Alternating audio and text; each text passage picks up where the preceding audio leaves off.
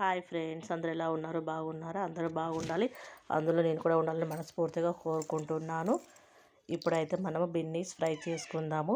బిన్నీస్ని అయితే చిన్నగా కట్ చేసుకొని పక్కన పెట్టుకోవాలి. తర్వాత కొన్ని వాటర్ తీసుకొని అందులో ఉప్పు వేసి బిన్నీస్ని అయితే శుభ్రంగా కడుక్కోవాలి.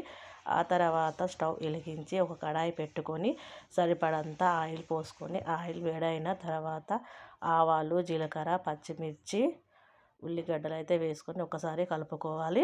తర్వాత కరివేపాకు కూడా వేసుకోవాలి. 2-3 ఎండుమిర్చి కూడా వేసుకోవాలి ఫ్రెండ్స్. వేసుకున్న తర్వాత ఒకసారి మళ్ళీ కలుపుకోవాలి. కొంచెము పసుపు కూడా వేసుకోవాలి. వేసుకున్న తర్వాత ఒకసారి మళ్ళీ పసుపు అంతా ఆయిల్లో మంచిగా కలిసేటట్టు కలుపుకోవాలి. ఇప్పుడు కడిగి పెట్టుకున్న బిన్నీస్ని అయితే అందులో వేసి ఒకసారి మంచిగా కలుపుకొని మూత పెట్టుకోవాలి.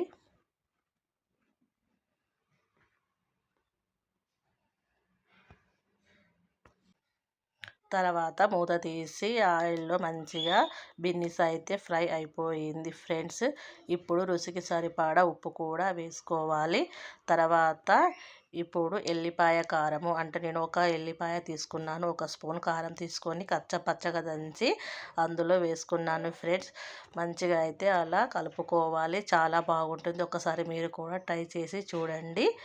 తర్వాత ఎండు కొబ్బరి కూడా వేసుకోవాలి. ఎండు కొబ్బరి వేసుకున్న తర్వాత కొత్తిమీర కూడా వేసుకోవాలి. వేసిన తర్వాత ఒకసారి మంచిగా కలుపుకోవాలి ఫ్రెండ్స్. ఇదైతే అన్నంలోకి, చపాతీలోకి అయితే చాలా బాగుంటుంది ఫ్రెండ్స్. ఇప్పుడైతే బిన్నీస్ ఫ్రై అయిపోయింది.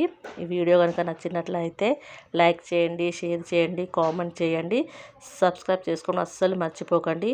Thank you for watching. కొత్తగా నా ఛానల్ చూసిన వారైతే సబ్స్క్రైబ్ చేసుకోండి ఫ్రెండ్స్.